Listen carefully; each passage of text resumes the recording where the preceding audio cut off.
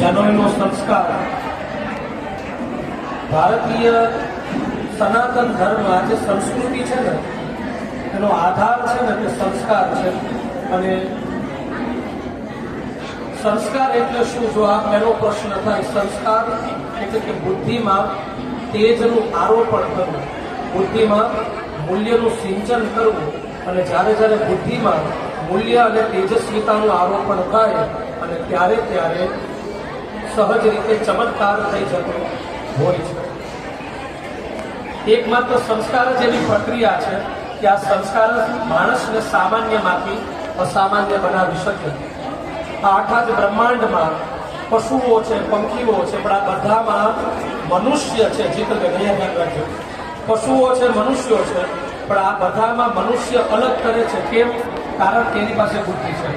પણ બુદ્ધિની સાથે સાથે શુદ્ધિ, આ બંનેનું કોમ્બિનેશન કરનારું કોઈ તત્વ હોય તો શાસ્ત્ર એમ કહે છે કે ગાયત્રી.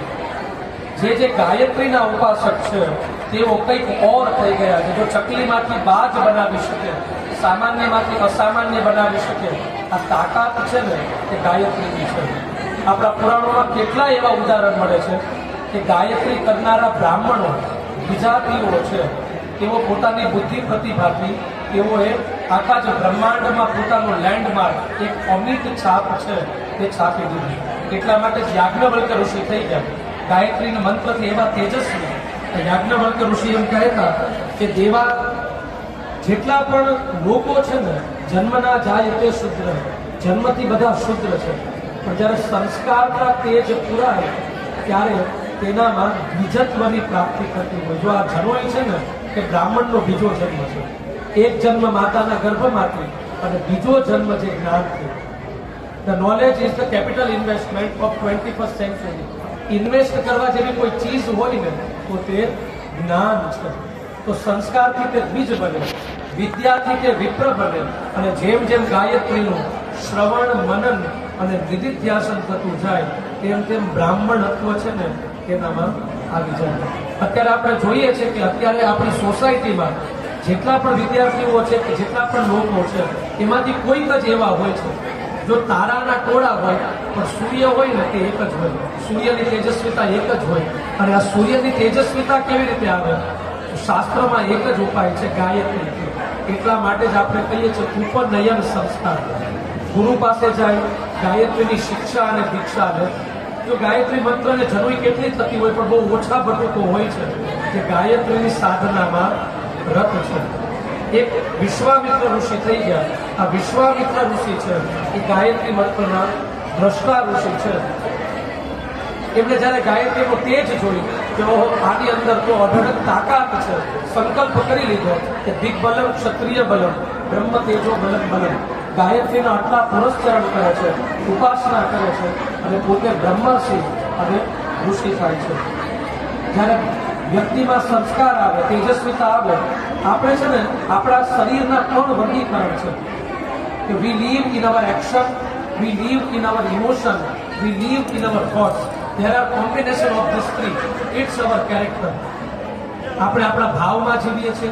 એક ભાવ પિંડ હોય, એક બુદ્ધિનું જે જ્ઞાન પિંડ હોય જેને આપણે વિચાર કહીએ છીએ, અને ત્રીજો પિંડ હોય છે તે ક્રિયાનો પિંડ હોય. આ ત્રણેયનો સરવાળો થાય ને ત્યારે વ્યક્તિનું કેરેક્ટર, વ્યક્તિનું ચારિત્ર્ય તે બનતું હોય છે. પણ ગાયત્રી કરતો જે વ્યક્તિ હોય એની બુદ્ધિ આટલી શુદ્ધ બની જાય, શુદ્ધની સાથે સૂક્ષ્મ બની જાય, તે ધારે તે કરી શકે. જો પરિસ્થિતિ બધાને આવવાની, સામાન્ય માણસ એ પરિસ્થિતિમાં હારી જશે, પણ અસામાન્ય જે વ્યક્તિ હશે, જે આમ તેજસ્વી વ્યક્તિ હશે ને એ બુદ્ધિમાંથી રસ્તો કાઢશે. અને એટલા માટે આપણે કેવા શિક્ષણની જરૂર છે? સ્વામી વિવેકાનંદજી એમ કહેતા કે we want that education by which character is form, strength of mind is increased, intellect is expanded, by which who can stand on outskirts. કે વ્યક્તિનું હૃદયનો વિસ્તાર થાય, બુદ્ધિનો વિકાસ થાય અને પોતે પોતાના પગ ઉપર ઊભો રહી શકે. આજનો વ્યક્તિ પોતાના પગ ઉપર ઊભો રહી શકે છે? આ ક્વેશ્ચન માર્ક છે. તો એકમાત્ર પ્રશ્નનો જવાબ એ છે કે ગાયત્રીની સાધના. કળિયુગમાં તો એક દુઃખી હૃદય સાથે કહેવું પડે કે બ્રાહ્મણ હોવા છતાં પણ બ્રાહ્મણો છે એ ગાયત્રી કરતા નથી અને બીજા વર્ગના લોકો સહજતાથી ગાયત્રી કરતા હોય. પોતે ખજાનો મળ્યો છે અને ખજાનાને ઓળખતા નથી. કંઈક આવી બાબત છે જે ગાયત્રી સાથે જોડાયેલું છે. જેમ કામધેનુ પાસે જે માગે તે મળે, એમ ગાયત્રી કરનારો બ્રાહ્મણ જે માગે ને તે એને મળી જતું હોય છે. તો એક તો બ્રાહ્મણ શરીર મળવું અને ગાયત્રીનો અધિકાર મળવો, આ બંને અનંત જન્મોના પુણ્ય હોય ત્યારે આ કૃપા પ્રાપ્ત થતી હોય છે. એ સંસ્કાર તરફ આપણે અગ્રેસર જઈ રહ્યા છે. ત્યારે એક જ પદાર્થ છે કાર્બન. કાર્બનમાંથી કોલસો પણ બને, એ કાર્બનમાંથી હીરો પણ થાય.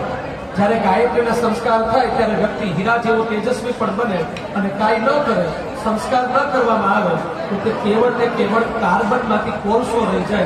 તો આ કોલસાથી હીરા બનવાની, ડાયમંડ બનવાની આખી યાત્રા છે. આપણે કેવા શિક્ષણની જરૂર છે. હરિવંશરાય બચ્ચન પોતાની શબ્દ યાત્રામાં લખે છે કે નદી બહી, पवन चला, तू भी चल, अपनी साथ धड़क धड़क, रक्त में धड़क धड़क, भुजा उठी फड़क फड़क, तू सबसे पहले वार कर, तू सिंह सीधा हार कर, तू संघसी पुकार कर, राष्ट्र का उत्थान कर, विजय तेरी वो जय तेरी, चला ही चल, चला ही चल.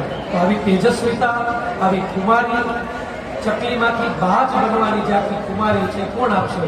તો કે ગાયત્રી આપશે, આપણી સંસ્કૃતિ આપશે. એટલે રિટર્ન ટુ વેદ, આપણે વેદ તરફ, આપણા શાસ્ત્ર તરફ. ખાલી જો સંસ્કારની વાતો કરવાથી સંસ્કારી ન થાય. સંસ્કારી બનવા માટે એક આયામ કરવો પડે, પ્રયાસ કરવો પડે, ભણતરનું ચણતર કરવું પડે.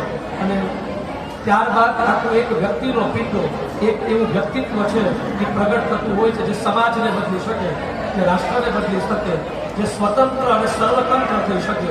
તો આનો ઉપાય છે સંસ્કાર. આપણે ચાલો સંસ્કારની એકની યાત્રા શરૂ કરીએ છીએ. બોલીએ શ્રી ગાયત્રી માત કી જય.